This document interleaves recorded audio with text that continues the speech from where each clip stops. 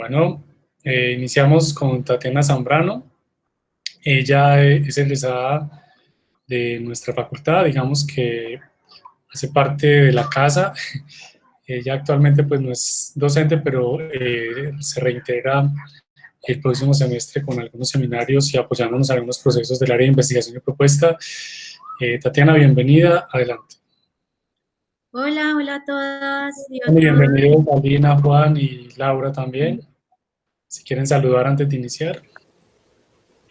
Hola, buenas tardes. Gracias por Hola, estar acá. Listo.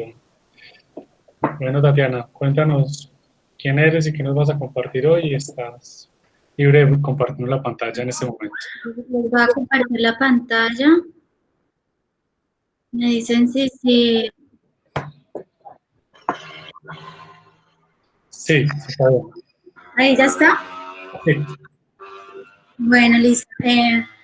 Bueno, para los que no me conocen, soy Tatiana Zambrano, soy publicista y artista visual de de la Universidad de Antioquia. Estudié publicidad en el Instituto de Artes y, a ver, esperen un momentico aquí. Bueno, y hice también una maestría en México, viví en México aproximadamente 6 años, casi 7 años, donde también realicé un estudio en SOMA, que es un instituto pues para estudiar arte contemporáneo, también es un programa de 2 años.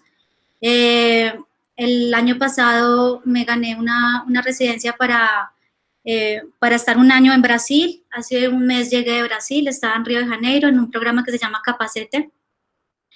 Y bueno, les voy a compartir un proyecto que se llama Fashion en la Selva, que de hecho es como derivado de unos proyectos que yo empecé a hacer en la maestría que tienen que ver con la transición e institucionalización de las FARC y bueno, de la rebeldía en Latinoamérica, pero principalmente en Colombia y con la guerrilla de las FARC. El caso fue que yo empecé a trabajar con este tema porque, de hecho, mi abuelo, por parte de mi papá, él era, él era bogotano, pero vivía en Cali, y él tenía una camioneta y repartía el periódico de La Voz, un periódico de izquierda, lo repartía allá en Cali, y empezó a tejer pues como lazos con el Partido Comunista, y de hecho empezó también a tener pues como contacto con las mismas FARC. Después ya mi papá también tuvo la oportunidad de irse a estudiar a la Unión Soviética 8 años por el Partido Comunista, patrocinado por el Partido Comunista. Y pues en la casa mía, en la familia, siempre estuvo como muy alrededor del marxismo, de la izquierda y todos estos asuntos. Y por eso fue que yo también me empecé a acercar a estos temas. Entonces, pues esa es como la introducción y como la contextualización de por qué yo también me acerqué a esto. Y resulta que después de hacer estos 3 proyectos que realicé en la maestría, empecé a recolectar y almacenar mucha información, muchas imágenes sobre guerrilleros, de todo. Y resulta que en esas apareció también un personaje que se llama Jacobo Arenas, fundador de la guerrilla, de las FARC-EP, de la ex guerrilla. Y a mí me parecía que este personaje tenía, pues en todas las fotos había una constante que aparecía con mucho style guerrillero, pues era, mejor dicho, muy recursivo a la hora de vestirse en la precariedad de la selva. Y resulta que empecé como que a elaborar un proyecto, que les digo de Fashion en la Selva, y comencé haciendo este video nomás.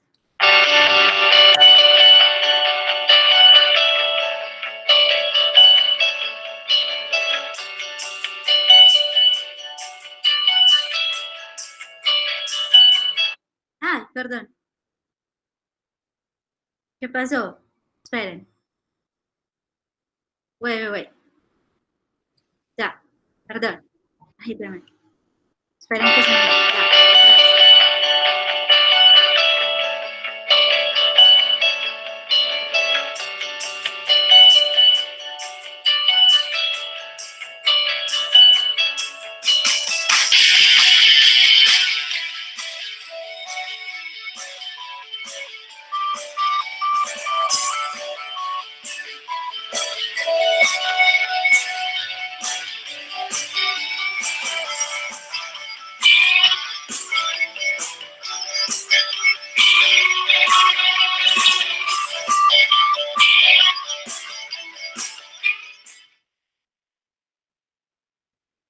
Bueno, resulta que cuando yo llegué de México, fui a Casa Tres Patios, a donde Tony y Sonia, y ellos, pues, estábamos conversando y yo les dije en qué estaba, en qué proyecto estaba, y ellos me invitaron, pues, a hacer una exposición allá en Casa Tres Patios en el 2018. Empecé, pues, a elaborar como una serie, pues, de objetos también, y relacionados, pues, a esto que les comento del archivo de Jacobo Arenas, y varios archivos, pues, y varias imágenes también que había, pues, almacenado sobre ellos. Esta es la exposición, allá en Casa Tres Patios, en la cual había, pues, ciertas piezas. Una de ellas era un video en el cual yo contraté a un grupo de bailarines, samuráis veloces, unos bailarines venezolanos, que me encontré en el centro y les dije como que yo necesito hacer el lanzamiento de la línea de Jacobo Arenas en Colombia Moda, porque de hecho la exposición se dio en agosto, que es la fecha de Colombia Moda y también de la Feria de las Flores. Entonces, pues obviamente no teníamos permiso para realizar, pues, este baile en la entrada de Colombia Moda. Y aquí en la foto se ve, de hecho, como los señores de espacio público que nos empezaron a molestar como porque qué estábamos haciendo y que no teníamos permiso. Igual, pues, terminamos el video y hicimos como que el lanzamiento. Ellos también gritaban y, pues, decían como que ese es el lanzamiento de la línea Jacobo Arenas. Y estas eran las camisetas que diseñé para el evento mismo. Esta es la instalación donde estaba el video y ellos bailando.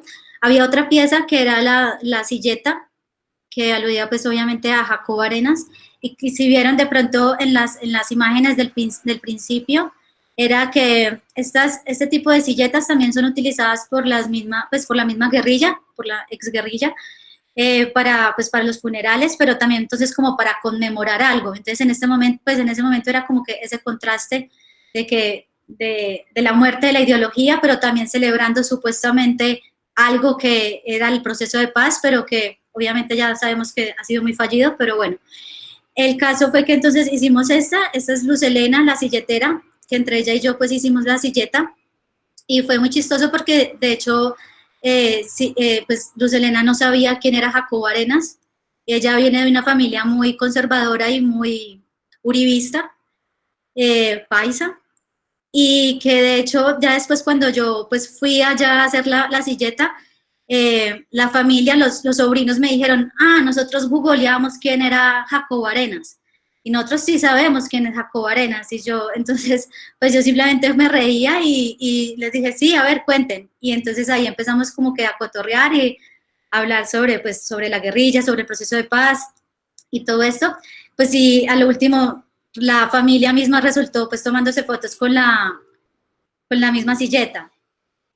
Igual también pasó en la exposición, la gente iba y se tomaba también las fotos pues al lado de la silleta, porque pues igual aquí hay, pues a mí me gusta jugar mucho con esos contrastes, e igual aquí hay un contraste pues muy notorio de cómo junté ahí pues como una conjunción entre algo súper banal, que es o superficial, pues podríamos llamarlo, de la moda, pero con algo que es supuestamente serio y sobrio, como es el lenguaje de la guerrilla o el lenguaje de la ideología de la guerrilla.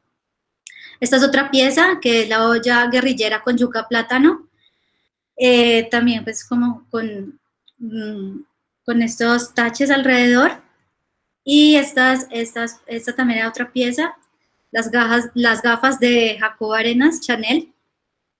Y esto todo venía también de este archivo pues que les había mencionado anteriormente, donde pues está también la olla, el guerrillero el negro acacio, que también tiene pues la banderita esta pues el trapito de Pikachu. Y bueno, así empecé a hacer como todas estas conjunciones entre fashion y la guerrilla. Esta es otra pieza que se llama, bueno, que es las botas Sorry Gucci, pues por el otro lado decía Gucci. Y también se hizo un conversatorio con Martín Batalla, excombatiente de las FARC y cantante de hip hop. También invité a Inti Maleigua, que es como la pintora oficial de la guerrilla. Y también invité a Gladys Ramírez, que es de hecho profesora de la Universidad de Antioquia y también pues de la Fundación Bellas Artes, quien hizo una presentación muy relevante con la historia de la vestimenta de los militares hasta el día de hoy. Porque pues igual Gladys ha también trabajado con diseño de modas y con la historia del arte latinoamericano.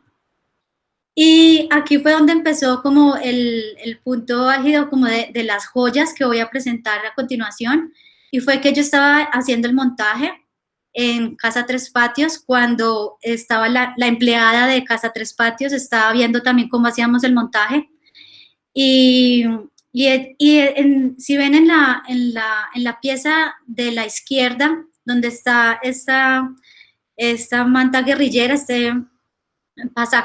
pasamontañas largo, no estaba ese collar, pero cuando ella entró ahí al sitio, ella dijo como, aquí hace falta un collar, o sea, ¿por qué no le pones un collar, algo que como que le dé más vida, que brille? Y yo le dije, pues sí, hasta tienes razón, sí, claro. Y de hecho, faltaban 2 días, me acuerdo, para la inauguración, y dije, bueno, nada, de una. Yo de hecho en ese momento vivía con un joyero, Andrés Caro, quien me ayudó también a realizar entonces la joya, con las iniciales de Jacobo Arenas, y así fue que empezó también el proyecto, que después se presentó en Arte Cámara el año pasado, el 2019, y empecé a experimentar con muchas más joyas, o sea, con muchos más diseños y frases y palabras, mucho más también, pues, que tenían mucho más significado y más sentido y más codificadas dentro de un lenguaje guerrillero. Aquí ahí podemos ver como también el proceso más que todo de cómo se hacen estas joyas. Estos son unos moldes que se hacen. Aquí no tienen el baño de oro. Y después empecé ya entonces a pensar como que en dónde podrían ir estas joyas y de qué forma, hasta llegar pues también a estos apliques en los tenis, y que pues si ven también estas son palabras como masacre bananeras, Lobjuco, que alude a juventud comunista, y pues son palabras que a mí me importaba, o sea, que a mí me interesa que se expusieran, porque también es donde supuestamente pues yo también estudio como la sociedad del espectáculo dentro de la transición e institucionalización de la misma guerrilla, cómo ellos se ponen en espectáculo y cómo todo esto de la ideología entonces pierde su mismo significado a partir de la masificación y la fetichización de estos objetos, que se vuelven ya también mercancía y se convierten en unos objetos totalmente kitsch. Marquetalia, sitio donde supuestamente, pues, o sitio donde se originó la guerrilla, las FARC. Y bueno, hay unos collares que aluden también al Mono Jojoy, a Tiro Fijo Forever. Este es el montaje que se hizo en Arte Cámara 2019. Pues ahí yo cuando quedé en Arte Cámara ya me tenía que ir para Brasil, entonces lo que hice fue que conseguí un asistente, que es el Mello, pues Andrés y Germán, que ahora ya tienen como una producción de montaje.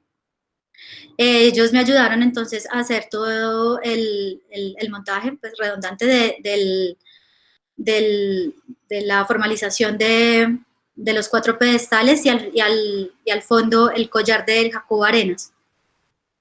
Quería mostrarles esto porque, bueno, este es el plan de montaje que yo le envié al Mello, donde también me parecía como que importante tener ese contraste entre ternura y guerrilla, pues ir lenguaje guerrillero.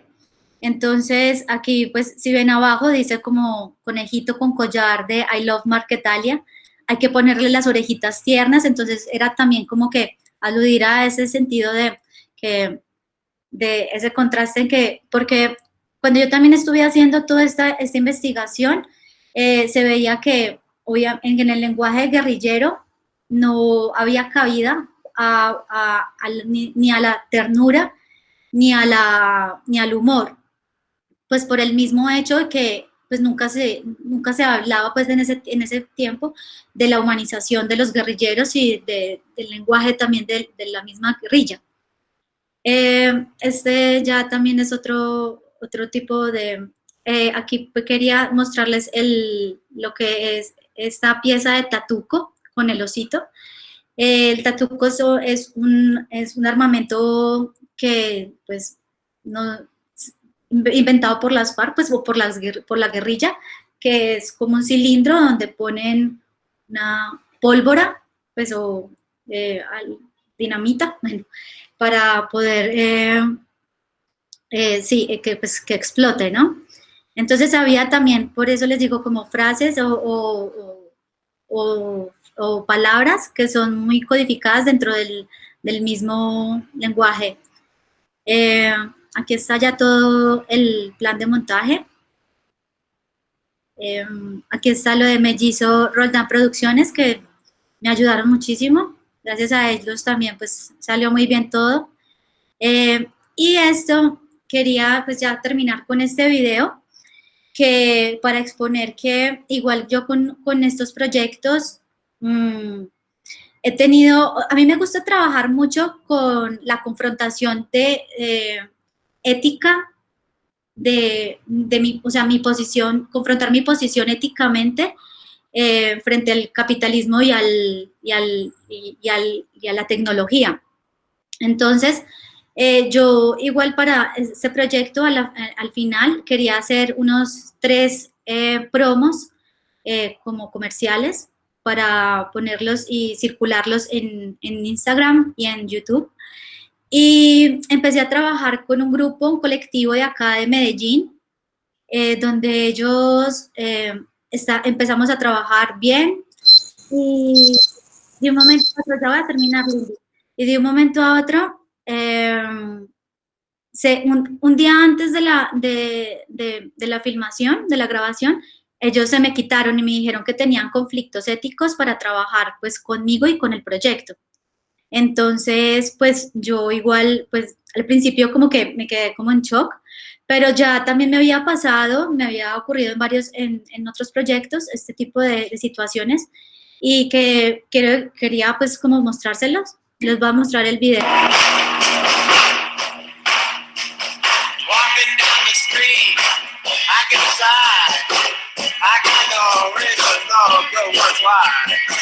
To say my baby is standing there, tears and no doesn't even care.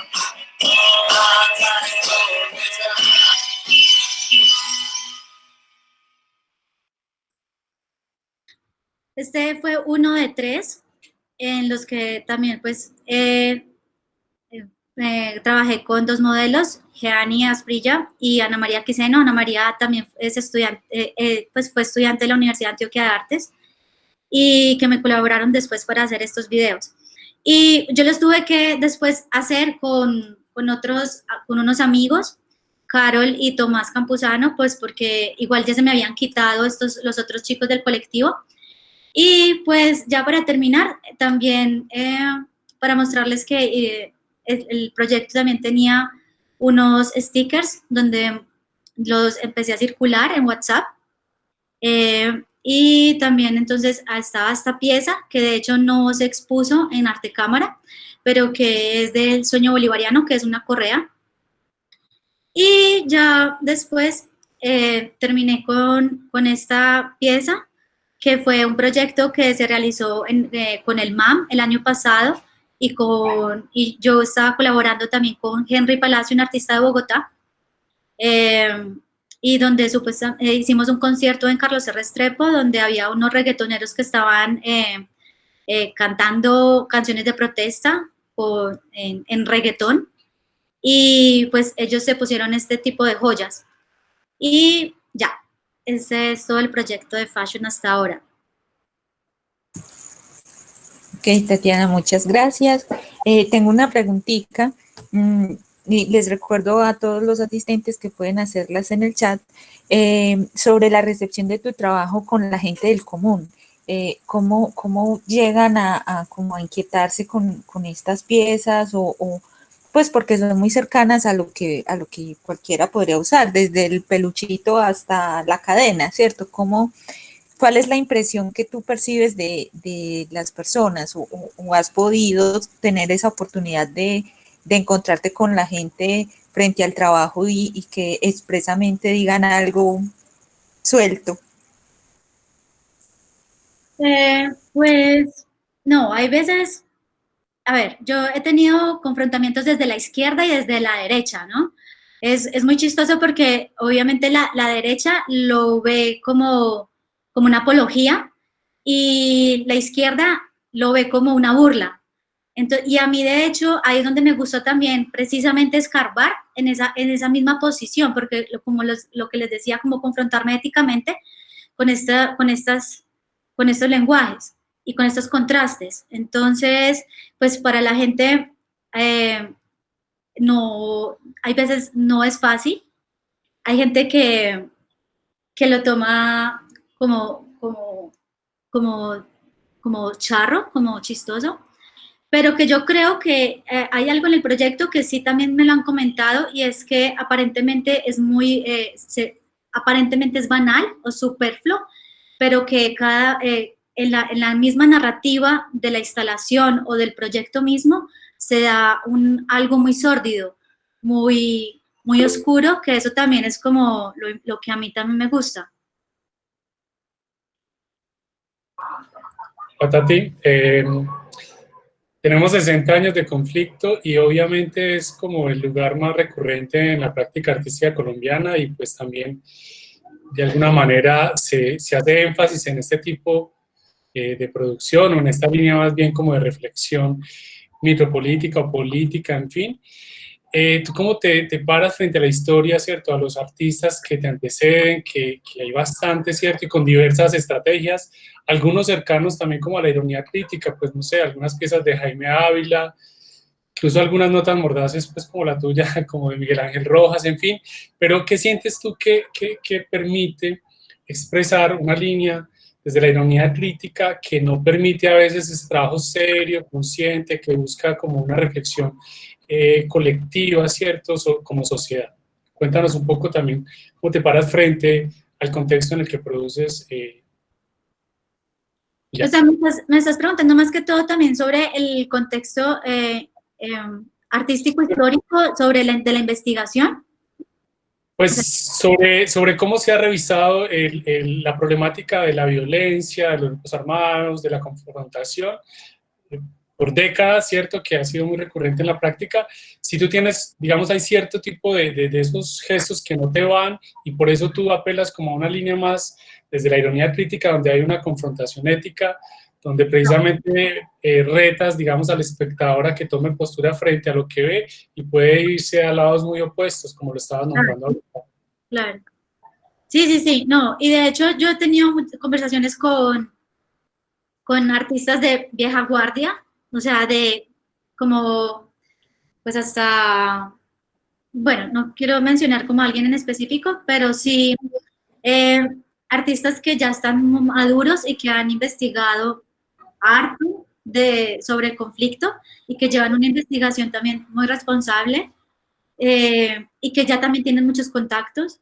Yo, de hecho, o sea, ya cuando llegué de México empecé a tener contactos con las mismas FARC y con el mismo ELN, y como acercarme muchísimo más. Hasta también, después hice otro proyecto que se llama Wind of Change, Vientos de Cambio, que se presentó también en Odeón el año pasado. Y claro, por una parte hay un celo porque o sea, entre los artistas también es como de cada uno crea su camino y cada uno crea sus referentes y sus contactos, y más que todo en un ambiente tan de izquierda como conspirativo, que es como crear esos contactos y esos afectos es difícil. Y esa confidencialidad también. Entonces, cuando uno los va teniendo y uno va viendo que le sueltan también información, pero porque uno también está agregándole a ellos, hay un intercambio entre ellos y uno, y hay un enriquecimiento entre ellos y también el proceso y la investigación. Entonces, ahí es que también es lo importante, ¿no? Yo me acuerdo una vez que hablando con el dirigente de la LLN del Occidente, él me decía, para mí lo importante es hacer bulla, ¿sí? Y estar presentes y no dejar morir la ideología y no dejarnos morir en la prensa, en los medios de comunicación. Y ahí fue donde yo también entendí que, o sea, pues, y pienso que todo termina siendo una agencia de publicidad o de medios de comunicación, una agencia de comunicación. Para ellos es muy importante, o sea, estar comunicando sus cosas que hacen, ¿no? No sé si te respondí, pero bueno. Sí. Angélica, ya quedó clara como la pregunta que estaba haciendo, parece ser. Bueno, nos queda un par de minutos y si nadie más tiene preguntas, yo sí quiero. Yo te veo muy cercana a la práctica artística, por ejemplo, de Wilson Díaz, ¿cierto? Cuando él visibiliza precisamente estas prácticas, bueno, como el grupo vallenatero, pues que fue una obra muy polémica que se expuso en Londres y fue censurada. Él a veces pone en crudo, digamos, lo que hay. Me gusta mucho el proyecto donde él recopila carátulas de música de los años 70 y 80, donde la estética narco y guerrillera antes era como popular, no era censurada, al contrario, era como algo que vendía. Yo te veo como dando una vuelta, digamos, a ese lugar, pero ya problematizándolo y ya poniéndolo en tensión, ¿cierto? Él visibiliza lo que antes no era censurado, ¿cierto? Y tú vuelves como a construir una estética que exalta, digamos, estos valores y pones a circular esto está, pero como camufladas, ¿no? Es que es como muy dual.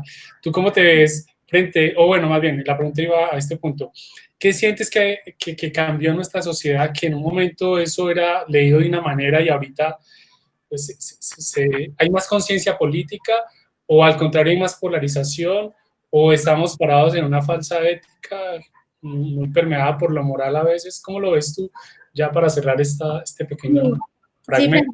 Sí, yo creo que el conjunto de todas las que estás diciendo, porque obviamente en el tiempo que Wilson estaba haciendo sus proyectos, de hecho yo pues soy amiga de Wilson y él fue uno de los que curó en Elena Producciones el proyecto de Fashion en la Selva con esto, y claro, de hecho es que yo creo que igual es una conciencia muy política y lo podemos ver ahora a través de las redes sociales. Todo el mundo quiere participar, todo el mundo quiere hacerse escuchar y que hay es impresionante, ¿sí? Ahora con lo que está pasando de live en Estados Unidos, con live, el caso es que yo sí creo que esa transición de la guerrilla misma, del 60, 80 y 90 incluso, no es la misma que ahora nos está tocando, porque ahora es como, pues, sin no decir que es un postcapitalismo, pero pues con toda esa palabra que lo que amerita, pero sí que es una cosa que ya está, que rebasa, ¿no? La mercancía y el fetichismo del objeto rebasa y todos nosotros nos convertimos en un branding, todos somos marcas. Todo se convierte en marca y todos somos conscientes de que somos marca porque estamos todos envueltos en el capitalismo y en el sistema. Entonces, creo que todo. Vale, ahorita volvemos contigo para darle pues como paso a los otros invitados y al final volvemos de pronto a generar reflexiones en torno a esto que ya conversamos. Bienvenidos Juan y Lina. Pueden compartirnos pantalla y presentarse por favor como gusten. Hola, no sé si Juan ya, así.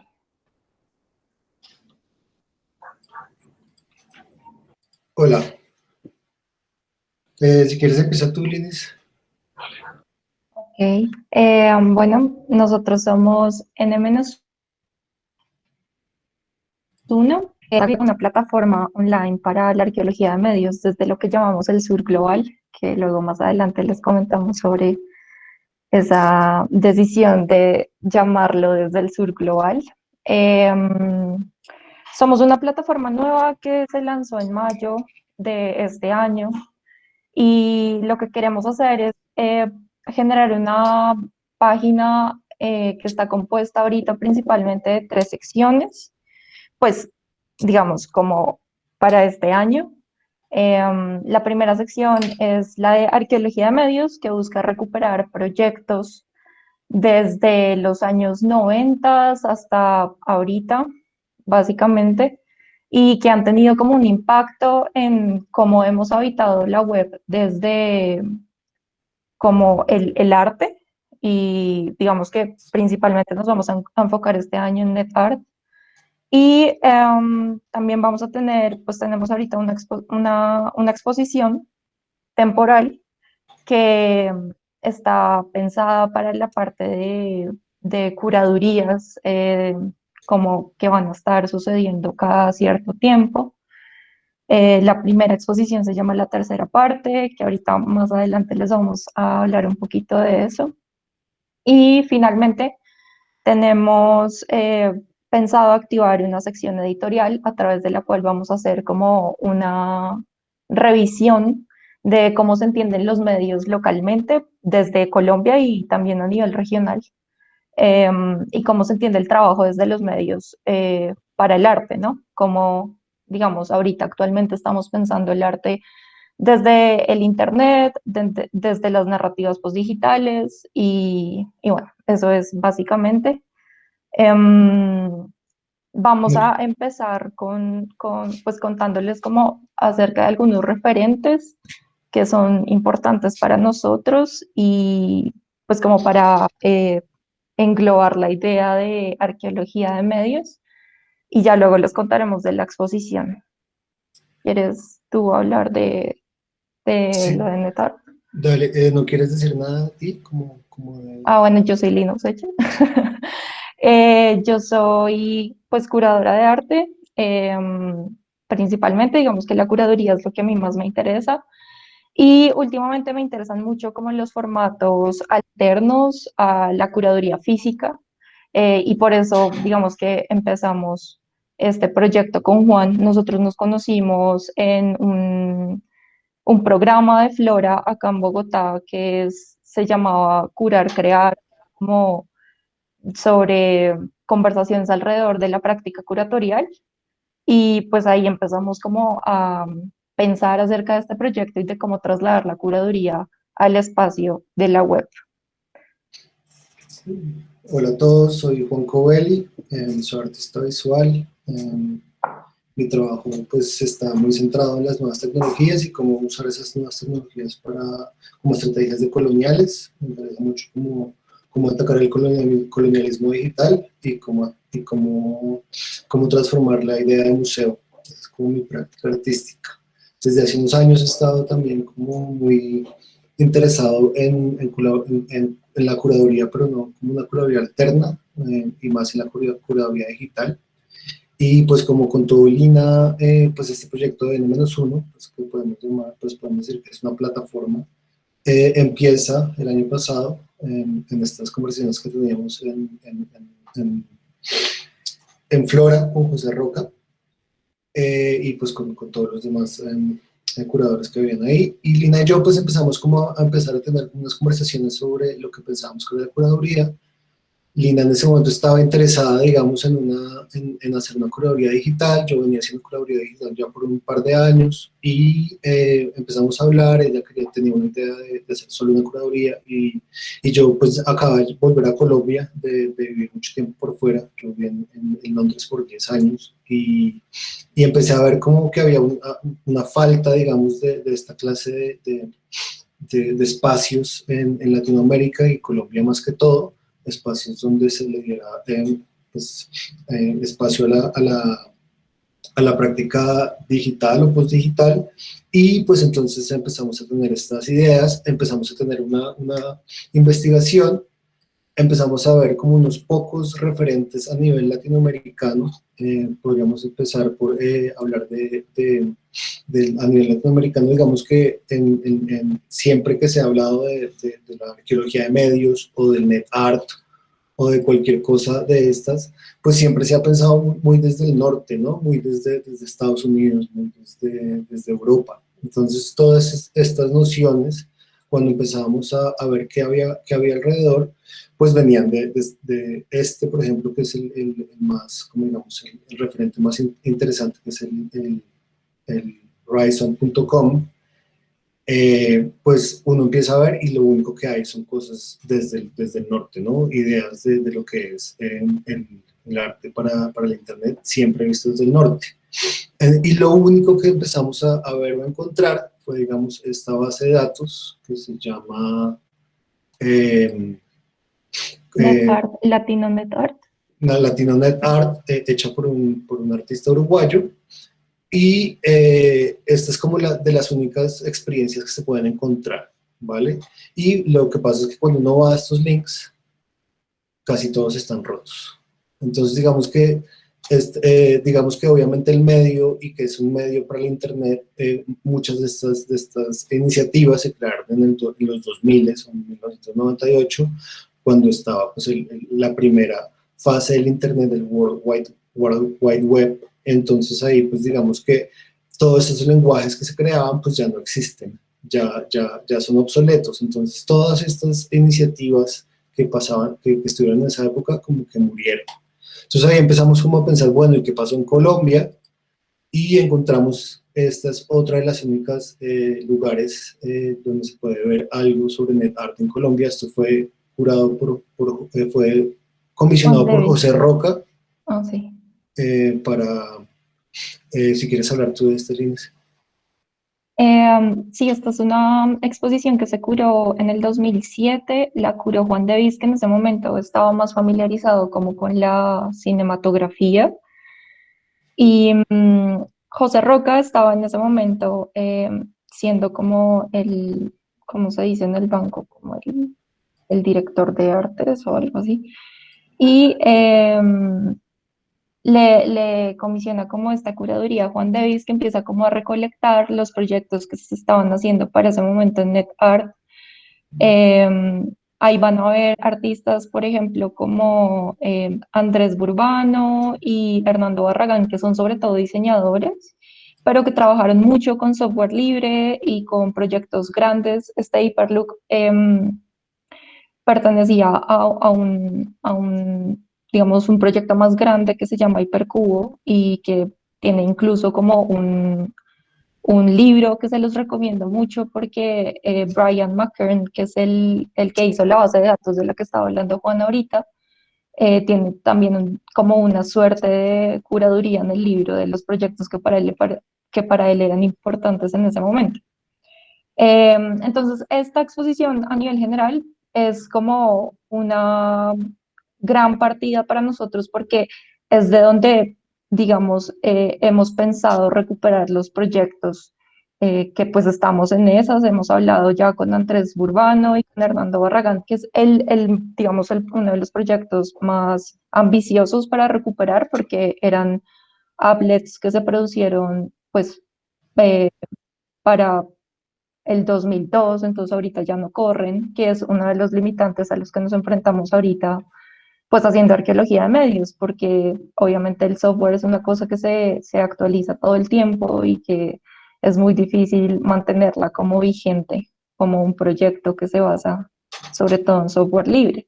Pero ahí también hay artistas como Carmen Gil, está Jaime Iregui, está Tupac, está eh, bueno, hay muchos, Alejandro Duque, Santiago Ortiz, que ahorita hace sobre todo visualización de datos. Y esta es una de las, como, de los proyectos, los pocos proyectos que en ese momento reconocieron el NetArt como, digamos, una, una forma válida de hacer arte en la web y que además era muy específico, porque digamos que ahorita podemos hablar de un arte que puede incluso salirse de la online y seguir hablando de la virtualidad. Entonces, pues es básicamente eso. eso se los vamos a dejar ahí como el recurso para que luego, si quieren, le echan como un ojito. Y bueno, entonces esa es como una de las partes del proyecto, y la otra parte del proyecto, digamos, son curadurías que estamos planteando nosotros desde la página para, pues, para la web. Esta es la primera curaduría que salió, la hicimos, salió el 24 de mayo, en la que pues invitamos, lo que queríamos hacer era empezar hablar de esto, del net art, del arte de las redes, y queríamos empezar desde lo local. Entonces, esta curaduría, digamos, solo se invitaron artistas colombianos y un artista suiza que está afincada en Colombia. Entonces, digamos que así fue que, si quieres, pues podemos empezar a hablar como del concepto de la curaduría y de dónde empieza. Digamos que esta curaduría sí como que empezó durante la pandemia, como el proyecto como tal no tiene nada que ver con que, bueno, que ahora es pandemia, entonces ahora todos tenemos que hacer arte digital. No, este proyecto tenía ya un tiempo de estar como cocinándose, pero digamos que la curaduría que se planteó, sí se planteó desde la pandemia, y ahí fue que empezamos como a pensar en los artistas que íbamos a invitar. ¿Quieres hablar un poquito de eso, Luis? Sí, entonces, bueno, esta primera curaduría se llama La Tercera Parte. Nos interesaba mucho como que vimos cuando empezó como toda esta idea de la pandemia y era como esa obsesión por estar en contacto, y como había un montón de oferta de lives, de eventos en Zoom y como en estas plataformas. Y empezamos a pensar como, bueno, ¿y qué significa también ahorita ser persona en estas plataformas en las que todos estamos como en múltiples momentos al mismo tiempo y en múltiples espacios? Como que si yo les estoy hablando ahorita, ustedes, cada uno está recibiendo mi voz, y de alguna manera es como una forma de mí que ustedes están recibiendo como de forma paralela y digamos múltiple, ¿no? Entonces la tercera parte se preocupa un poquito como por esa idea que tenemos sobre el contacto, sobre qué es la identidad en estos momentos donde estamos como siendo atravesados por lo inmediato y por un montón de plataformas que cuestionan como el estar, como el ser una única persona. Entonces, digamos, curatorialmente lo que queríamos hacer era como recoger proyectos que se preguntaran sobre qué es la identidad, qué es conectar con alguien, por ejemplo, desde el plano espiritual hasta algo más básico como Tinder, por ejemplo, que estamos viendo acá como lo de Juan Obando. Y pues sí, es básicamente eso. Entonces, pues hablando así como súper rápido de las obras, porque no, ya se nos va a acabar el tiempo, digamos que esta pieza de Juan Obando fue digamos, el punto de partida, fue como la pieza que más que nos interesó, y pues era como muy bonito ver cómo esta pieza, digamos, no está hecha para la web. Primero que todo, esta pieza fue hecha para el espacio, tiene se hizo como un teléfono celular del tamaño humano, y digamos que acá pues se adaptó a la web. Pero lo que era bonito era como que esta pieza fue creada en el 2015, y como que ya empieza a hablar de todas estas diferentes situaciones en las que estamos entrando en este momento. Entonces tiene esta canción de Sinéad O'Connor, que está hablando como de que hace un montón de tiempo no te puedo tocar, no puedo estar contigo, y pues también habla también de estas aplicaciones, aplicaciones de teléfono móvil por las cuales nos estamos relacionando y estamos un poco pues teniendo nuestras citas y conociendo gente. Entonces fue como el pivote, digamos, de la exposición, y luego pues ya empieza a abrirse a otras lógicas. No sé si, y pues acá también tenemos a Tatiana, que pues es cuando estábamos en una corrida empezamos a ver estos videos que ella estaba haciendo y nos interesaron mucho. Linis, ¿quieres hablar de ellos? Sí, digamos que yo siento que, por ejemplo, el proyecto de Tatiana condensa mucho como las preocupaciones que teníamos de cara a lo que es ahorita evitar esta pandemia y sentirnos como un poco abrumados con tanta cosa digital que hay. Em, Porque todo el tiempo se está un poco preguntando como por el algoritmo, por qué hacer frente a ese algoritmo, ¿no? Y nos gustaba mucho también como toda la estética como artificial, con un monólogo que está ahí como muy profundo, como, sí, como entrando muy adentro de lo que ella piensa y que también, digamos, cualquier persona se puede reflejar con eso. Entonces, esta para nosotros es como un poco, si uno quiere como pensar una cronología de la curaduría, aunque no nos gusta pensarlo así, esta sería como la que clausura todo, ¿sabes? Como que sí, la concluye.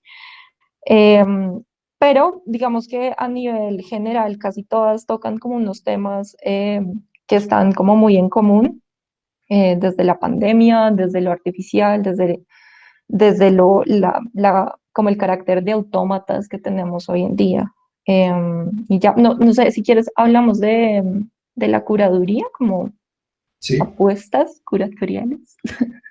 vale. Y es que hay una cosa como cuando planteamos N-1 que nosotros nos preguntábamos mucho con Juan, era como por qué acá nos estaban haciendo curadurías virtuales. Ay, para acá, esto lo va a cerrar. Y esas curadurías virtuales como que no replicaran como el formato de cubo blanco, si ustedes se dan cuenta, como que ahorita lo que están haciendo la mayoría de galerías, y obviamente no es por criticarlas, pero queríamos como hacer algo diferente, es como que ahorita están haciendo modelos 3D de cómo se ve la galería por dentro y lo invitan a uno a hacer como una ruta, ¿no? Y nosotros no queríamos eso porque queríamos como a nivel curatorial, pero también desde la plataforma entender qué es lo digital y qué es lo virtual y entender esos espacios que son únicos y que lo hablábamos que día con Dorín en otra charla, pero bueno, hablábamos como de no llevar lo físico a lo virtual y creo que esa es como la apuesta de N-1 en general, como de darle un espacio que nunca se ha dado a los espacios, bueno, a los proyectos que están pensados para habitar la web. No sé, Juan, si quieres cerrar con algo tú. Sí, yo no diría tanto no llevar lo físico a lo virtual, sino no replicar Sí, los espacios físicos dentro de lo virtual, porque lo virtual siempre va a tener otras lógicas. Entonces, lo que yo digo es que esas traslaciones que se dan hoy en día, donde, digamos, la galería tiene un stock y necesita pues seguir mostrando ese stock para poderlo vender, entonces pone 3 paredes y un piso y un techo y empieza a poner fotos o escaneos de sus piezas, y eso digamos que esas piezas no fueron creadas o no fueron pensadas entre las lógicas virtuales. Entonces es muy diferente cuando uno hace una curaduría con piezas que fueron creadas dentro de esas lógicas virtuales a hacer una curaduría en un espacio virtual con piezas que pues obviamente no responden a esas lógicas. Entonces ahí como para cerrar, pues es esta pieza, por ejemplo, de Sebastián Mira, que es un artista joven colombiano que me gusta mucho, que es una curaduría dentro de esta misma curaduría, donde lo que está esperando, lo que está buscando es el ladrillo, ¿no? Y él es un artista muy juicioso que lleva muchos años como pegado a esta idea de la albañería y el ladrillo. Y como entonces nos está presentando un muro que cada vez que nosotros lo estamos viendo, lo estamos tocando, pues se va desbaratando. Entonces es como un poco pensar en cuál es esa fiscalidad de lo virtual y cómo funciona, ¿no? Entonces es muy poético como este muro se va desapareciendo. Entonces yo creo sí, que como ese es el... que, ¿Sí? sí, no, o sea, para cerrar eso es como una cosa que se nos iba escapando y es como que uno tiende a pensar que lo virtual es como algo efímero, pero también hay una materialidad, como decía Juan, que atraviesa todo, como que nosotros estamos acá hablando, pero si el internet se cae, pues baila. Entonces, siempre hay como algo físico, está como este mapa físico del internet que está alrededor de todo el mundo, que son puros cables. Entonces, también digamos que lo de Sebastián nos recuerda mucho a eso, como esa materialidad que, que nosotros a veces nos olvidamos como por palabras como la nube o algo así. Entonces también digamos que eso nos interesaba mucho y ya, no sé qué más quieres decir. Yo creo que ahí paramos ahí, porque ya se nos acabó el tiempo. De uno. Laura Flores pregunta, Lindy.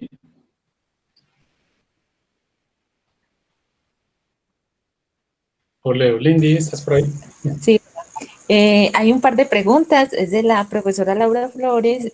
La primera es, ¿hasta dónde la producción del arte digital es también una crítica institucional?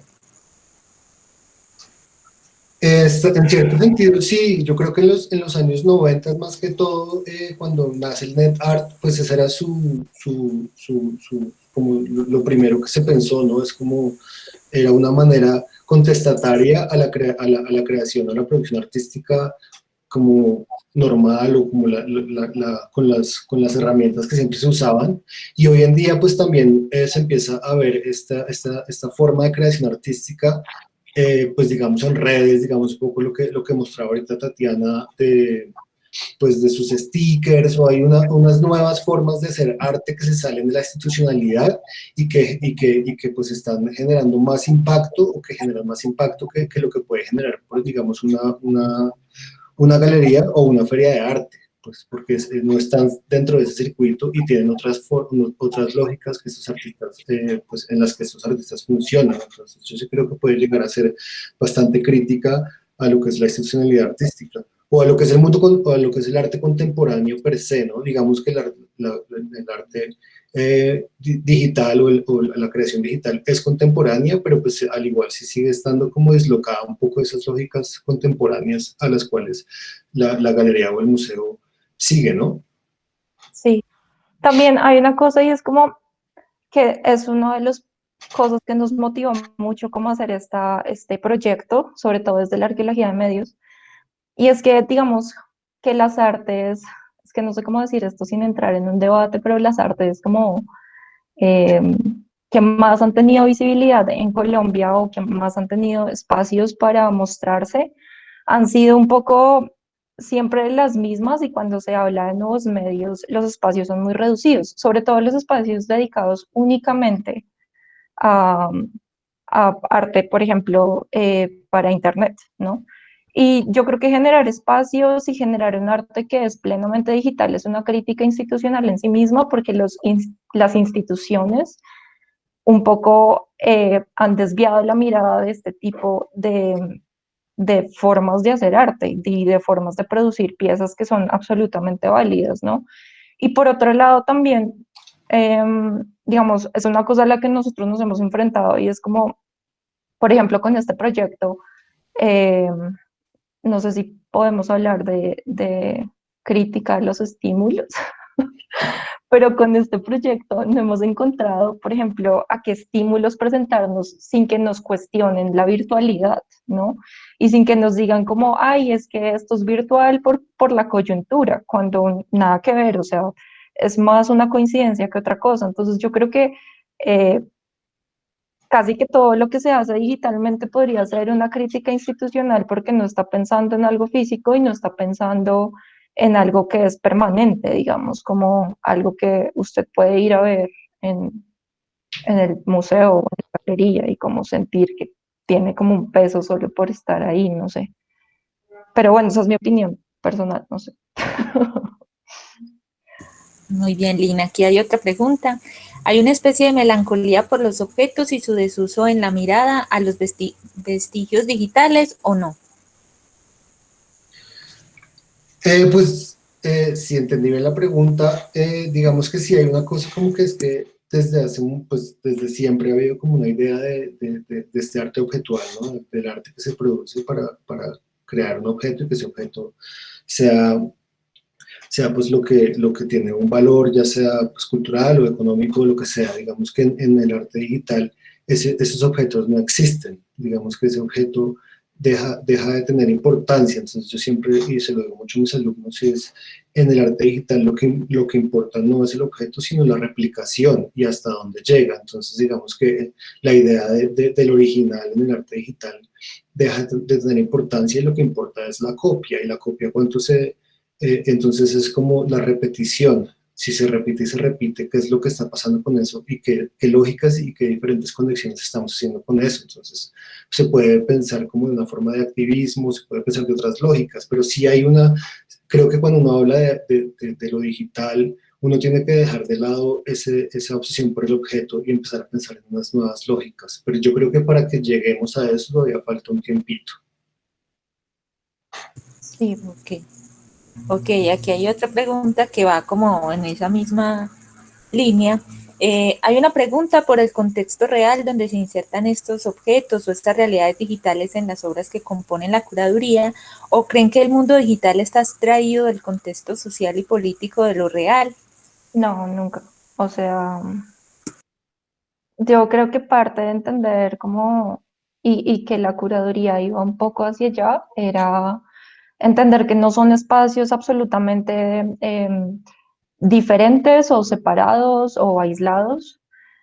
Obviamente lo que sucede en lo digital es afectado por cómo nosotros experimentamos el mundo físico, si se quiere, y también inevitablemente desde que lo digital se insertó a nuestra forma de vivir como la cotidianidad, eh, hemos también visto así como el mundo real. O sea, nosotros, digamos que nosotros con Juan pensamos a veces que no pensamos mucho, que la virtualidad y todo lo digital y todas las narrativas en las que estamos, por ejemplo, a través de las redes sociales, obviamente afectan la forma en cómo nosotros vivimos nuestras experiencias, digamos, físicas, si se quiere. Es que eso suena muy hippie, pero pues sí.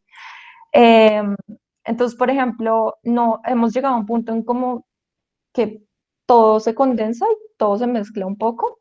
Y hay un texto del que hablábamos que yo le dije a Juan que lo mostráramos, porque es un texto en el que ella empieza a hablar de que su hija de 7 años ve como a través de una ventana un árbol y en el árbol hay como un gato.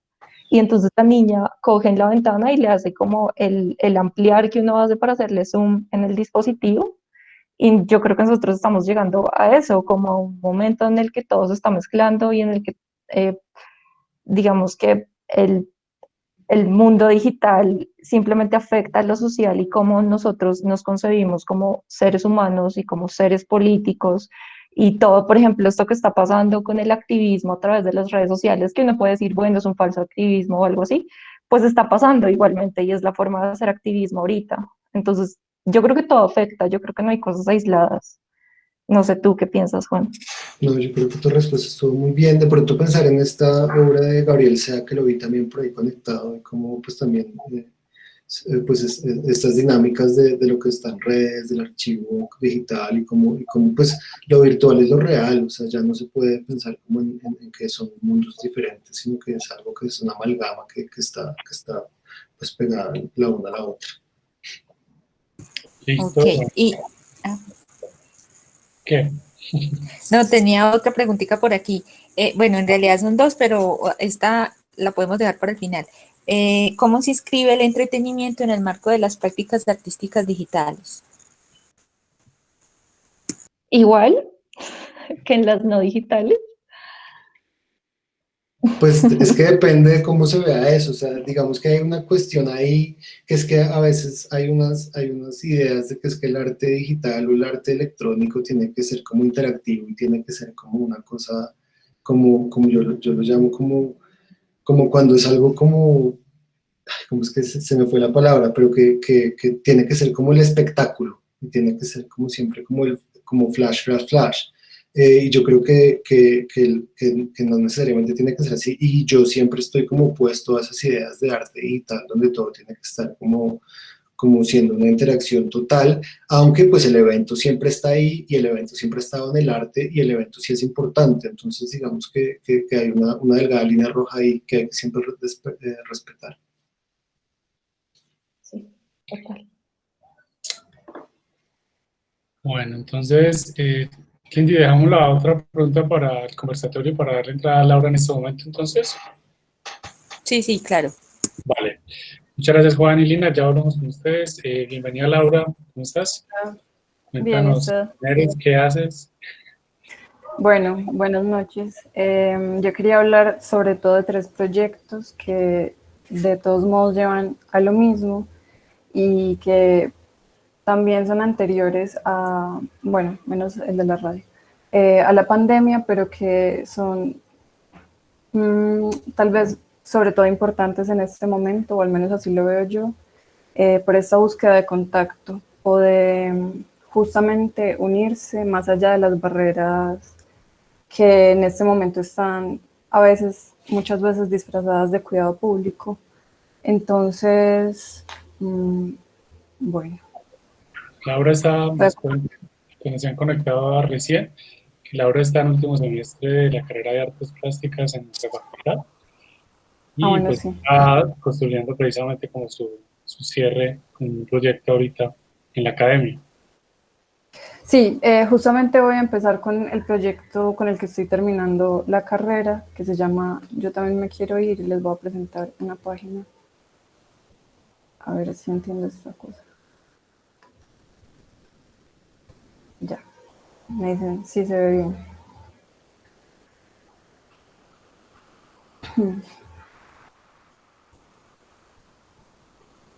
Bueno, ya ahí se ve, se alcanza a ver.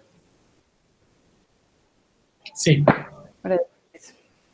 Bueno, entonces yo también me quiero ir, es un proyecto que empezó hace unos años y que empezó como por una búsqueda por el lugar tal vez, o por el hogar, el irse de casa y como buscar nuevos caminos. Y hasta ahora, entre todas las vueltas que ha dado, se volvió un retrato generacional que estoy ampliando cada vez más y que está compuesto por, bueno, por un montón de cosas y de técnicas y de gestos que tal vez podría decir que podría resumir tal vez o abarcar que se volvió un universo ficcional en sí mismo, con los personajes, que se ve enriquecido con la gente que voy conociendo, con la que hablo y que me quiere compartir su historia. Y todo está enfocado en personas que tienen mi edad básicamente, o sea, que nacieron en los 90 y que están atravesando los cuestionamientos, las emociones, los pensamientos que, por los que yo también estoy pasando tal vez y que me inquietan un montón. Entonces, además de, bueno, les invito también a visitar la página porque realmente hay mucho que explorar y más allá de las obras o los gestos que he encontrado dentro del proyecto, hay un montón de textos, satélites, de confesiones tal vez, conversaciones con otras personas, fotografías, testimonios, algunos escritos ficcionales también, videos, bueno. Y acá en la página que es de padlet.com, yo también me quiero ir, ahorita igual supongo que les van a poner el link. Pueden investigar toda la página y meterse algunas carpetas con fotografías que tenía por acá, pero que dado el tiempo no sé si muestre, y me gustaría centrarme en algo que surgió justamente durante la cuarentena, que es el perfil en Instagram de Yo también me quiero ir. Y bueno, un poco también conectándome con el proyecto que nos acaban de presentar, más allá de condicionar o limitar los gestos actuales como la virtualidad solo porque así se presentan en este momento las condiciones y es lo que tenemos que hacer o lo que nos dicen que tenemos que hacer por el bienestar público. Más que eso, me parece muy importante resaltar, y sobre todo porque estoy hablando desde mi generación y desde este tiempo, las herramientas digitales y lo que ofrece lo digital hoy, que pues muchas veces consume, pero también es innegable su utilidad, sobre todo para conectarnos con los demás, aunque a veces bueno, ejerce el efecto contrario.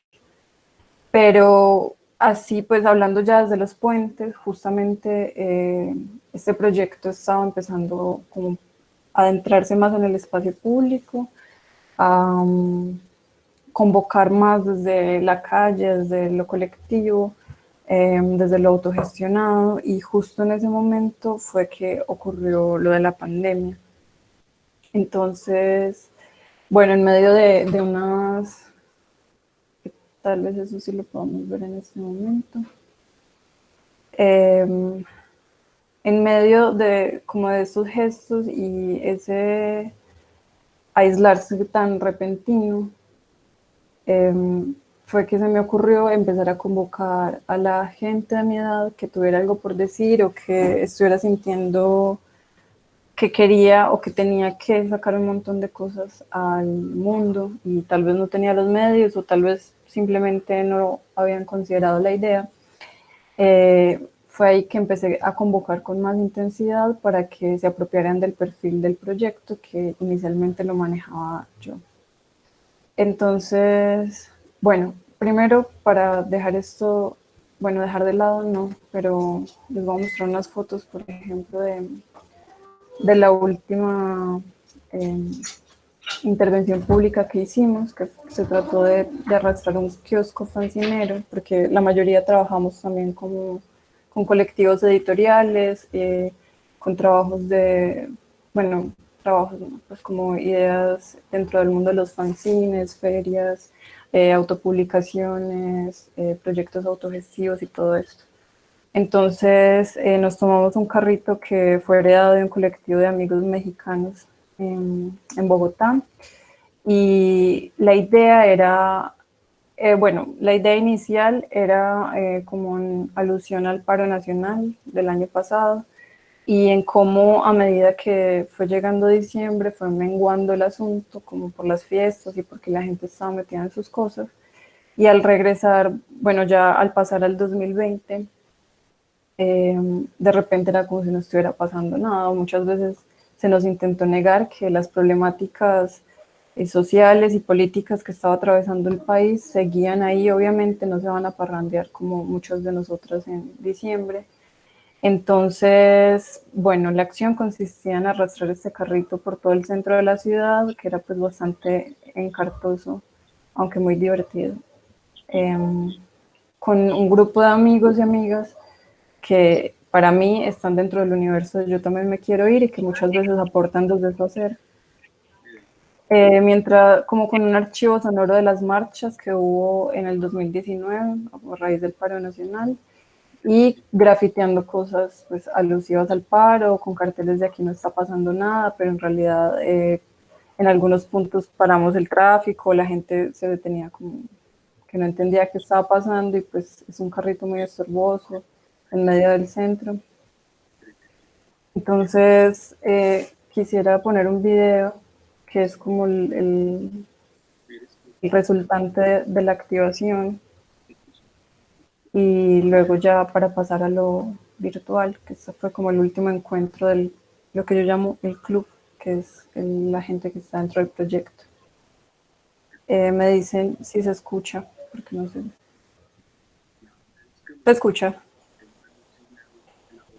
No. No. A ver. Aquí se escucha. Sí, sí. Sí, listo.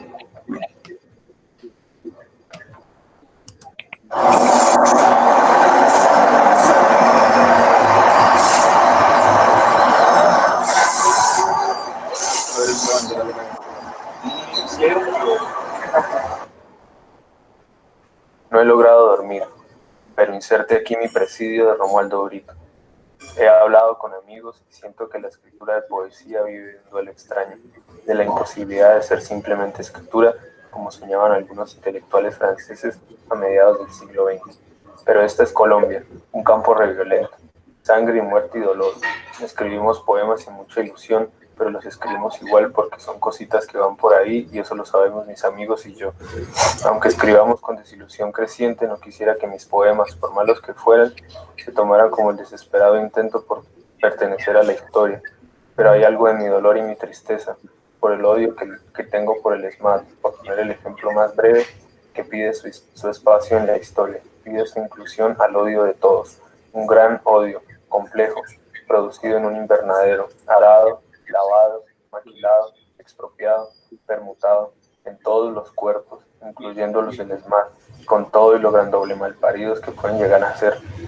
Pero quiero decir que el dolor es una explosión, o sea, vida también, y su fórmula está dibujada por el encuentro de nuestro lindo estado con los cuerpos que habitan, más o menos dignamente, esta circunstancia ni la hijueputa que nos reúne, y algo más, pequeñas luces en medio de la vereda, donde no suena ni una olla, el humo, andenes sobre los que nada puede quedarse quieto. Perdonen mi poema romántico del día, la gota de un vaso que no se da abasto, de tanta queja, tanta miseria y tanto grito desesperado a veces por justicia. No quiero ser amo ni esclavo de este afecto degradante que saca el paraco que hay en mí. No sé muchas veces realmente qué quiero, como todos. Quizás, solo quisiera decir que mi presidio de Romualdo Brito podría ser el himno nacional justo porque mi nación ahorita no es geográfica, ni puede llamarse Colombia o Dylan, o como se llama el man que le disparó y mató a Dylan, pero está atravesada por todos ellos, ni siquiera por mi cucho o mi cucha, que ahora duermen y reponen energía para el trabajo de mañana. Duelos intensos, canciones ilógicas que cantamos camino a la U o al camello, montados unos en otros, cantando, por otro lado, que tengo miedo de que se enriquezcan con el dolor. No sé, es muy difícil que la dignidad de todos sea de interés de todos.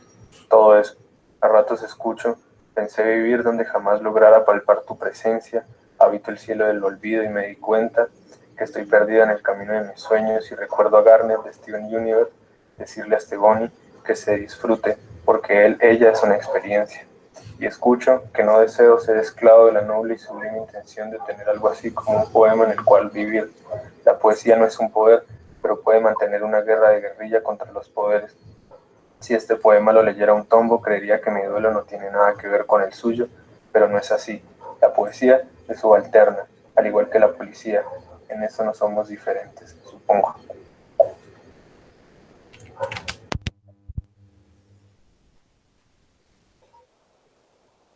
Bueno, entonces eso para hablar también, además del paro, que era lo más importante para mí y para nosotras en ese momento, va un poco de cómo la amistad también ayuda a distribuir las fuerzas.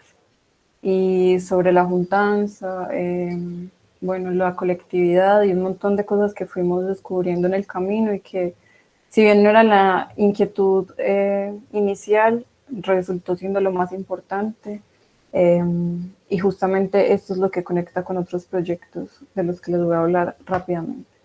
Entonces, bueno, cuando el proyecto que resultó ser o enriquecerse más desde la colectividad se vio como de repente cortado o aparentemente amarrado por las circunstancias de la cuarentena, porque todo era muy conversado, la metodología era buscar gente por internet o conocidos que se me acercaban y que querían tal vez hacer parte del proyecto o querían que les retratara o conversar, bueno, simplemente, y cambiar un tinto, no sé, unos dibujos por testimonios o por su historia o por dejarme retratarles en su intimidad. El proyecto tiene como ha tenido varios momentos, uno sobre la intimidad y la soledad juvenil, por decirlo así, otro sobre el amor y retratos como de amantes, historias de amantes, de gente que está enamorada en este momento. Y bueno, en este momento que era lo colectivo, se me ocurrió abrir esta ventana o usar Instagram como una ventana para conectarme con proyectos de personas de mi edad que estaban haciendo cosas igual a pesar de la cuarentena y a pesar de estar en sus casas, o sobre todo por ya tener el tiempo estando en sus casas. Entonces, pues la gente accedió, mucha gente me escribió y me dijo que quería ser parte y me parece muy brutal porque si bien yo trato de siempre como de multiplicar o de abrir la mirada actual del proyecto, siempre que venga de mí va a tener un tono similar a lo que yo hago, porque pues igual pasa a través de mí, pero cuando se le pasa como el mando o se le pasa como el poder de manejar el proyecto a otras personas, el matiz cambia totalmente, aunque estemos hablando en el fondo de las mismas cosas, tenemos lugares muy distintos y muy variados para conversarlas. Como pueden ver por acá, el perfil pues, se transforma un montón, según el interés de cada quien, el lugar. Entonces, en eso va, es un proyecto abierto totalmente a quien quiera participar y es entre los 20 y los 29. Desde el lugar que quieran. Por ejemplo, acá una mujer, ella es de Venezuela, vive en España en este momento y escribe, es sobre todo escritora. No dibuja ni toma fotos, nada, pero se fue recolectando como material de internet, o bueno, tenía este tipo de gestos que me parecen igual muy interesantes. No creo que ella se considere artista, pero eso es lo que me parece más brutal, poder hacer cosas que conecten con la gente más allá de un título, de un espacio como oficial del arte, por decirlo así. Entonces, bueno, ya fue ficcionando alrededor de imágenes que encontraba en internet, trajo algunos videos, también está, bueno, esto es ella igual, un man de Bogotá que hace de todo, pues que dibujaba sobre todo, pero que ya está entrando también como en otros lugares del arte. Y así, en eso vamos, en que el perfil de Yo también me quiero ir se volvió una bitácora de un montón de gente que tiene cosas por decir, sobre todo por la cuarentena. Ahora, El otro, la estrategia, perdona que no la has señalado bien, tú les dabas la clave de acceso y tenían dominio por qué tiempo para subir contenidos. bueno. Bueno, el tiempo estándar es de una semana. Pero hay gente que me dice como, no, es que yo solo quiero poner esto y no me quiero quedar toda la semana y no hay problema. Y hay gente que ha querido quedarse más tiempo y también está bien. O sea, está alrededor de la semana, pero tampoco habría problema con eso. Listo. Bueno, rápidamente también Librería Mutante, que es un proyecto editorial de acá de Medellín, nació acá de Medellín conmigo y con otros amigos. Y va de lo mismo, básicamente lo que acabo de hablar, pero está enfocado hacia la liberación de contenido y la difusión de material independiente, sobre todo en Colombia, sobre todo Latinoamérica, pero también hemos tenido flujo como de otros lugares. Y ese es el perfil, pueden entrar y mirar. Nosotros generalmente somos muy abiertos con el contenido, o sea que más allá de que paguen o no por el material de la librería, funcionamos como biblioteca también. Tenemos un lugar que pues, por las condiciones actuales está como, sí, no sé, como más privado tal vez, pero esperamos que eso cambie pronto. En las historias se puede ver mejor todo el proyecto. De qué va lo que hacemos, que es básicamente lo mismo, unir fuerzas, hacer colectividad desde lo independiente, autogestionar nuestros proyectos, hacer ferias, vender nuestras cosas, gestionar conciertos, muestras, exposiciones, en fin, pues muchas cosas de ese tipo, o sea, conspirar entre gente que quiere hacer cosas sin importar el lugar desde donde las quiere hacer.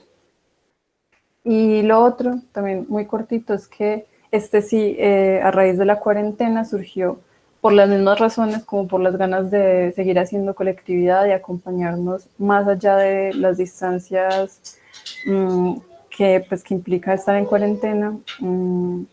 Es que nació este proyecto radial de la mano de una plataforma libre que se llama radiolibre.co o .cc, la pueden encontrar. Voy a abrir acá.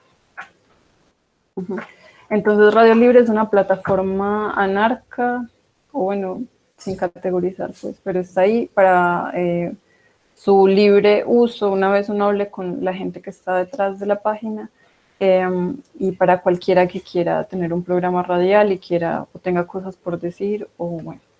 Entonces este proyecto de Radio Cuarentena Popular es básicamente eso, dar un poco de información más clara también porque una de las cosas más preocupantes durante la pandemia ha sido la desinformación.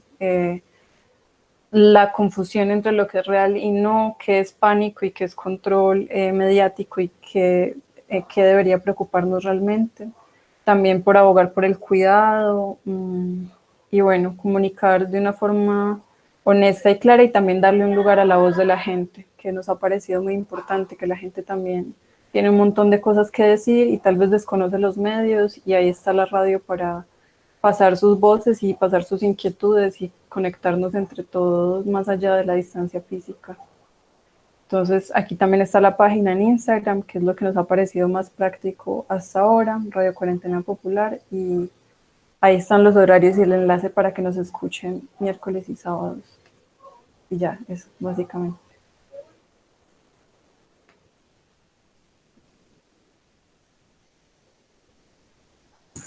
Muchas gracias, Laura. Por aquí hay una pregunta de la profe Angélica Teuta.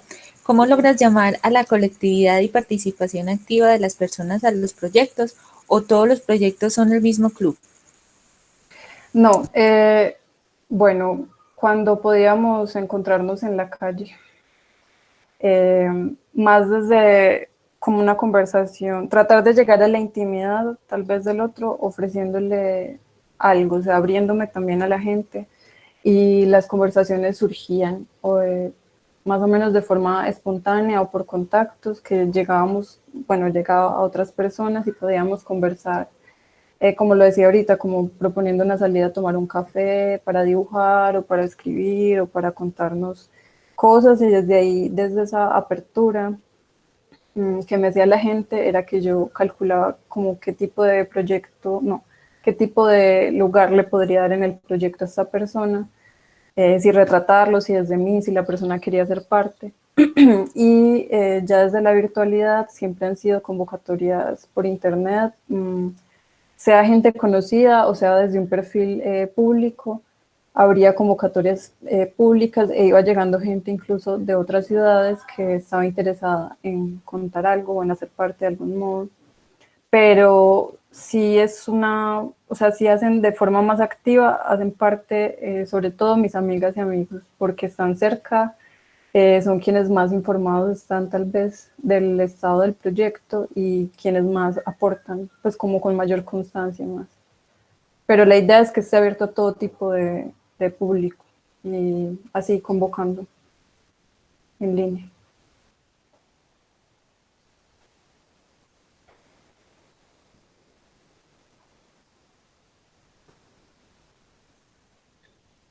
Bueno, no hay más preguntas. Hay bastantes contenidos que parecieran, cuando uno ve que pasa rápido, como cierta identidad visual, ¿cierto? Hay como también unos propósitos infográficos, unas maneras de comprender la imagen y su comunicación, o es coincidencia. Es decir, hay curaduría, digamos, en algún elemento de tu propio proceso o en lo que tienes control, o realmente es que las afiliaciones naturalmente van llevando como a esta suerte de identidad visual. Yo me estaba preguntando lo mismo hace poco, también a raíz de un suceso ahí, pero es que justamente no sé cuál es la respuesta porque me lo estoy preguntando, pero yo estoy sospechando que tiene que ver también con la sobreinformación y todo lo mediático y que, bueno, justamente muestra o puede mostrar lo que estoy buscando, que es cuáles son los puntos de conexión entre la gente de mi edad, que está de algún modo mirando para el mismo lado que yo, aunque no de la misma forma. Yo creo que, a ver, no sé que es coincidencia porque no tengo ningún tipo de curaduría, a no ser que atente contra los derechos de alguien más o que sea algo pues violento o algo así. A mí no me interesa como quitar o dejar algunos u otro proyecto, sino que la gente es libre de poner lo que hace y ya. Pero creo que esos puntos comunes pueden ser porque, por un lado, tal vez estamos justamente atravesando las mismas preguntas y entre esos se encuentran algunos puntos en común. Y por el otro, seguro que estamos contagiados, bueno, esa palabra justo en estos tiempos, pero seguro que estamos contagiados de las mismas inspiraciones o de las mismas imágenes que constantemente nos muestra Internet, o perfiles como Instagram tienen una estética casi que muy marcada. Entonces puede que la gente que se interesa por el proyecto sea gente que siente o hace cosas similares, y por eso hay como esos puntos. Tatiana, bienvenida al foro ya de cierre. Tienen una pregunta en el chat, Bueno. pero habla al aire, por favor, y si quieren encienden nuestros invitados la cámara para que hagamos una conversación. Listo. Hay una pregunta acá, bueno, justamente que la hace Tatiana. O sea, el marco, bueno, el campo de trabajo o de enfoque del proyecto sí es de los 20 a los 29 años. Vale. Y todo público dentro de los 20, o sea, que esté entre los 20 y los 29, cualquier persona que quiera ser parte y que no vaya a sabotear de algún modo pues, el proyecto, puede hacer lo que quiera con él. Pero eso tiene como Pero un sí tinte de gueto, pero a la vez como que no, es como... O sea, ¿puedo o no puedo? Nosotros no podemos, Tatiana. Es como que, bueno. Out. Pero Tatiana, digamos, tiene esa edad para como... Es humor en el arte, todo que tiene como bien. Entonces, ya, sí, tenía que cerrarlo un poquito, perdón, es que ya no puedo abarcar tanto. Es por eso. No estaba en contra de nada. Muy bien. Listo. Lindy, ¿tienes alguna pregunta por ahí pendiente para el grupo? Sí, tengo 3. Dale. Una es para Tatiana. La pregunta del profesor Mario Arroyave y dice que la clásica fotografía del Che y la nueva trova cubana, entre otras, más buena parte de la iconografía de la revolución, se han convertido en una forma de fetiche. Parece una paradoja ver estas imágenes en las camisetas de narcotraficantes o en camionetas de alta gama. En tu caso, ¿se trata de una ironía, una búsqueda provocadora o placer por la circulación entre polos opuestos? ¿O todas las anteriores? No, a ver. Bueno, saludar a Mario porque es que fue profesor mío de la universidad, entonces es muy chévere pues, ver que está por ahí. Pues yo creo que sí es provocadora, porque el arte contemporáneo a mí me parece que es provocador y que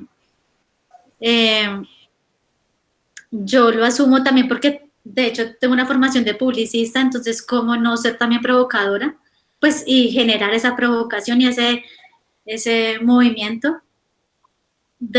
Pero de hecho, o sea, si la pregunta va como que mi interés personal sobre ese tipo de contrastes, sobre qué es, porque de dónde viene esa ironía, creo que una vez hablando con alguien, fue que algo muy personal y es como una, pues, no sé, pues, muy anécdota, pero que sí, yo en mi casa, mi papá era de izquierda, marxista, bla, bla, bla, con todo ese cuento metido, y mi mamá, por otro lado, era una persona administradora de empresas, muy, muy pragmática, muy como de cómo solucionar eso, quién va a hacer lo del mercado, tan.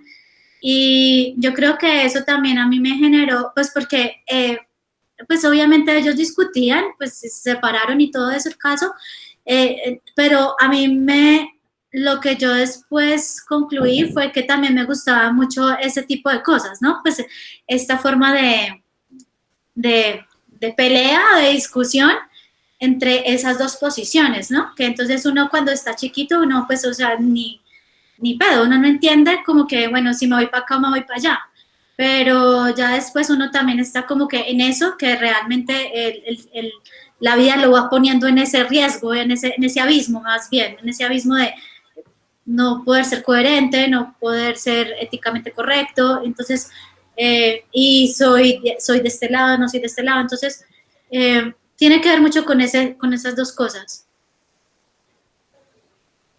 Listo, Tatiana, muchas gracias.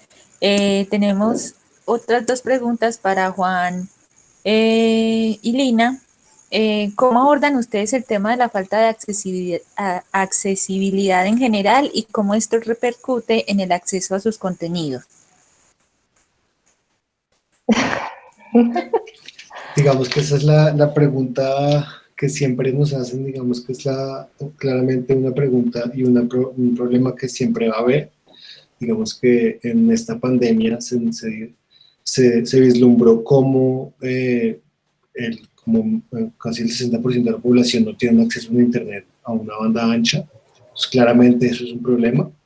Pero digamos que el Internet y el acceso a Internet y la relación con el Internet sí está en todos lados. Digamos que es algo que, sea por medio de un WhatsApp, o sea por medio de un meme o de cualquier otra de esta clase de formas, ya está bastante, digamos, en todas las partes no sé si es áreas rurales, pero por lo menos urbanas. Pero también hay que pensar un poco en cuál es esa accesibilidad que tiene el arte contemporáneo en general, ¿vale? Entonces eso es una pregunta que nos tenemos que hacer, que no todo el mundo tiene acceso a una galería, o no todo el mundo le interesa la galería, y al museo pues puede haber un acceso un poquito mayor, pero sigue siendo también una parte de población muy pequeña. Entonces digamos que eso no puede ser un limitante para crear y pensar en cómo hacer, en alternativas de crear. No sé, tú qué quisieras, si tuvieras otra. Sí, además yo creo que, digamos que cualquier proyecto que está montado en una plataforma digital tiene simplemente una accesibilidad diferente. Yo creo que es muy difícil medir, digamos, comparar el público que va a un museo o a una galería con el público que está entrando a una página web. Seguramente porque van a ser públicos muy diferentes, porque la persona que saca tiempo para ir al museo o a la galería es una persona que está especializada seguramente, o sea, está muy metida en esto. Si yo, por ejemplo, le digo a mis papás como, oigan, acompáñenme, y los manes son como, sí, sí, sí, pero pues obvio no, pues lo hacen muy poco, ¿no? Entonces es como, hay diferentes formas de acceso en ambas plataformas y compararlas es difícil, pero yo creo que lo bueno de lo digital es que llega a unos públicos que tal vez la galería física no llega. Y ahí tenemos como unas cosas, no sé si a favor, pero digamos positivas en términos de abrir campo para un público que no es necesariamente especializado como nos gusta. Pues sí, eso es lo que pienso. Gracias. Una pregunta en torno a eso, en lo que están buscando. ¿Ustedes, digamos que es una curaduría temporal o es más abierta? ¿Están recibiendo propuestas de nuevos artistas y cómo se les contacta y qué tipo de obras están buscando? ¿O eso, digamos que es como más cerrado? ¿Cómo es ese proceso? No, realmente ahorita como estamos en una etapa inicial, es un proyecto que es muy abierto en la página y en la parte de información. Ustedes pueden encontrar nuestros canales de contacto, igual estamos en Instagram, el correo es info@n-1.xyz. Y si tienen alguna propuesta, cualquier cosa, en verdad estamos muy abiertos. No, digamos, hay una programación planteada, pero también una de las cosas que nos parece muy chévere es que pues tenemos espacio paralelo para muchas cosas al mismo tiempo, pues porque dependemos del servidor, que es bien amplio. Entonces, sí, ahí nos pueden contactar y frente a obras que buscamos, no sé, pues cualquiera, o sea, obviamente nos enfocamos como en una obra que esté como habitando lo virtual, pero no, creo que no tenemos camisas de fuerza ahí, o sea, si en la exposición ahorita tenemos de todo, tenemos hipervínculos, texto, tenemos videos, de todo, o sea, pues pinturas no tenemos porque creemos que no le hace justicia, pero podría ser. Ok, muchas gracias. Y tengo una pregunta para Laura que ahorita como que no supe cómo organizarla, pero ya. Digamos que tú eres como una especie de soporte para una serie de personas expresarse y decir cosas. Tú como ese soporte, ¿qué es o cuál es la reflexión a la que llegas, cierto? Como de sostener ese montón de sentimientos, de vivencias, de experiencias, ¿cierto? Como ¿qué es lo que tú sacas de ese sostenimiento? Yo creo que, a ver, o sea, fue la razón por la que empecé, porque yo ni siquiera creo que tuve que pensar que quería hacer esto, solo fue pasando y ya luego no podía hacer otra cosa o como mirar hacia otro lugar. Creo que sobre todo ha sido acompañarse y lo que más rescato, y bueno, no sé si yo ser soporte o simplemente como que a veces provoco un poquito a la gente para que me siga las cosas o para que me muestre sus cosas, pero más allá de eso creo que es una forma de acompañarse y entender que muchas cosas que a veces no podemos entender o que a las que no les encontramos un lugar o un nombre, digamos, están pasando también a través de otros y que tal vez son importantes porque como que son símbolos justamente de una época que abarca la cultura, que abarca la política, que abarca los sentimientos que están, pues que pasan en ese momento, las condiciones, no sé, económicas, tantas cosas, que a veces son tan complejas que cuando empiezan a manifestarse de a poquitos en otros lugares, para mí generan una especie de red que es de donde uno se sostiene, o al menos de donde yo muchas veces me he sostenido, y creo que sobre todo es eso, la fuerza que es súper innegable de la colectividad y de saber que hay otra gente que de algún modo está mirando para el mismo lugar o tiene ganas de hacer cosas. No sé si soy clara. Y Laura, muchas gracias. No sé si los que están todavía conectados tienen alguna pregunta, comentario, los estamos recibiendo para ya los últimos minuticos que nos quedan. Yo quería aprovechar acá Lina, Juan, pues que están muy en ese lugar, pero también Tatiana y Laura pueden tener una postura frente a esto.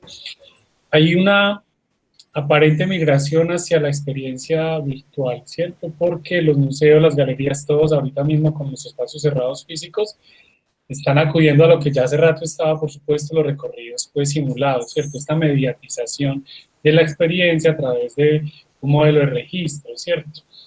Esta emergencia pues de la experiencia, como la hemos venido como tomando mayor conciencia de eso, ustedes lo ven como algo que va realmente a esta crisis y esta emergencia realmente va a reventar, digamos, el formato del museo, los espacios físicos, o simplemente es como un estadio en el que estamos y luego volvemos a esa normalidad que ya está, digamos, establecida con respecto al consumo del público, más desde la feria, la galería, ¿cierto? ¿Cómo ven ustedes, digamos, ese panorama? Si hay una transformación real o ya estábamos tan mediatizados en la experiencia con todos los dispositivos, los consumos en red, que ya esto es simplemente más de lo mismo. ¿Cómo lo ven ustedes?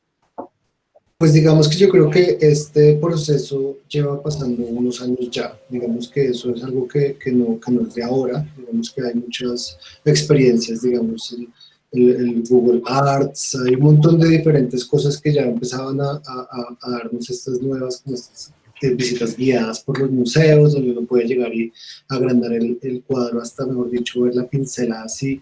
Digamos que eso no creo que sea algo nuevo, digamos que creo que se ha exacerbado mucho con la llegada de la pandemia, pero yo creo que cuando se acabe la pandemia sí va a haber una vuelta a lo físico, como que vamos a estar como tan permeados de esto, de tanta pantalla, que yo creo que sí va a haber una vuelta al espacio real y pues como que sí vamos a tomar en cuenta eso y lo vamos a querer, lo vamos a pedir.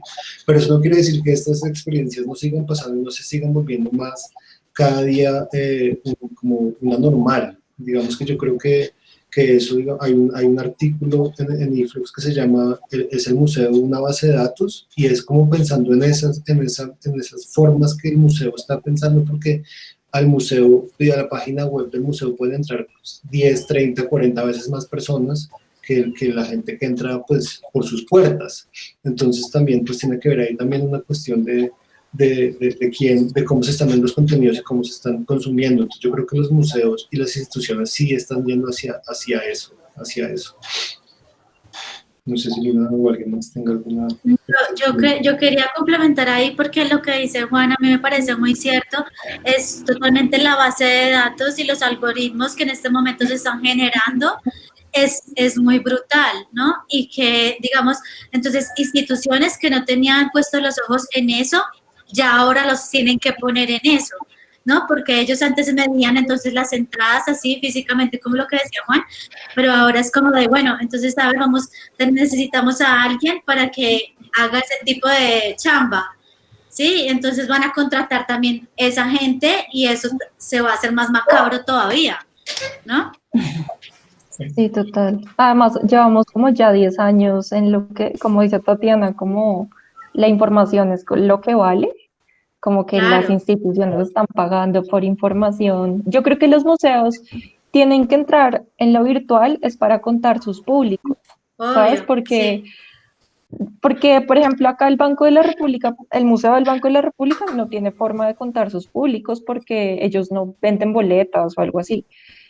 Y yo sí creo que inevitablemente están siguiendo esas narrativas como para, sí, para saber a qué están llegando, como a quiénes están llegando. Pero Lo que sí, pasa es que también hay un lugar como interesante para revisar y es en qué se había convertido el consumo cultural, ¿cierto? Era el lugar para tomarse la foto y decir, ahora no se está dando eso, no sé si la gente entra al museo, se toma la foto al frente de la pantalla, no tiene esa validez. Estábamos ya como en un lugar ficción, ¿cierto? De un consumo que uno se pregunta hasta qué punto realmente era un interés cultural el que moviliza a estas masas del turismo cultural, o estamos realmente llegando a un ocaso de estas instituciones y se tienen que reinventar. No lo sabemos, ¿cierto? Hay muchas preguntas, sí que vienen ya de atrás, por supuesto, como lo están señalando ustedes, pero de alguna manera hay una revolución pequeña que se está dando acá que cambia la mirada con respecto a ficción, realidad. Laura por ahí dejaba ahorita un comentario muy interesante sobre que realmente hasta la experiencia directa tiene algo de ficción cuando pensamos el tema de la comunicación, que todo es una construcción a partir de la narrativa, ¿cierto? Y del relato. Entonces, yo creo que esto queda más abierto que cerrado, por supuesto. Este tema yo creo que nos va a seguir como afectando de muchas maneras por mucho tiempo, ¿cierto? Pues ya veníamos muy mediatizados en muchos espacios de la vida cotidiana, pero seguramente esto va a trascender quizás a otras esferas, porque si ya lo estaba no éramos tan conscientes, por supuesto. Bueno. Ay, no, yo quiero decir algo más ya para concluir. Cada uno puede dar un comentario o una opinión de cierre o despedirte, por favor. No, que solamente acotando este punto, que a partir de toda esta data que se crea por ingenieros de sistema o pues ingenieros, sí, pues como matemática y todo esto como unas lógicas, más bien, unas lógicas razonables, lo que después se necesita es como que las humanidades para que interpreten esas lógicas, ¿no? Entonces, por eso ahí yo lo que creo es que ahí las humanidades ahí deben coger más fuerza, supuestamente. Es eso, ¿no? Va. sí, pero quién sabe si lo vamos a empezar con máquinas analizadoras. Lina, que se perdió la onda, repite por favor, Lina. Que quién sabe si luego nos van a reemplazar con máquinas que analicen datos. Lo más seguro. Es lo más seguro. No, pues es la cultura del algoritmo, ¿no? Y qué es lo que está dando el algoritmo y qué es lo que el algoritmo te hace consumir. Y es lo que, por ejemplo, pues en el Instagram, pues qué es lo que te llega y qué es lo que estás viendo. Y son tus propias burbujas y eso, y ahí quedas, ¿no? No tienes nada más porque son tus 10 amigos que te salen todo el día y ya no más. Entonces pues, estás metido en esas burbujas, es el algoritmo que tú alimentas y el algoritmo pues te da lo que a ti te gusta, lo que tú quieres ver, lo que quieres comprar. Entonces pues estamos como estando, y lo mismo pasa con el consumo cultural, ¿no? Entonces, y lo que decía Tatiana al comienzo, lo de Black Lives Matters, eso también es como, bueno, está dentro de una burbuja, y eso pues cuando estaban haciendo estos posts de los cuadritos negros que al final era contraproduciendo a lo que se estaba haciendo. Entonces pues todo esto es lo que hay que pensar en lo que va a pasar a futuro y cómo son esas lógicas del consumo cultural. Va. Sí, yo creería que es un momento para repensarse, pues para sí repensarse el internet y la virtual como herramienta, pero ojalá no adormecerse, y no creo que pase por lo mismo, porque sobresaturan, o sea, es demasiada información y es demasiado control, digamos, y Demasiado siempre y control. cuando sepamos usarlo como de nuestro lado, pero no acostumbrarnos lo suficiente para estar tan alienados, creo que está bien, y creo que lo real siempre va a tener un lugar por lo mismo. Bueno, con ese comentario filosófico generacional No. Tatiana, Lina, Juan, Laura, por compartir parte de sus Gracias. los que han Gracias a invitado todos. a que si tienen interés puedan visitar sus sitios. Y bueno, pues muchas gracias. Nos vemos la próxima semana. Gracias. Gracias. Gracias. Chao, gracias por Chao, quedarse. muchísimas gracias. Chao, chao. Chao.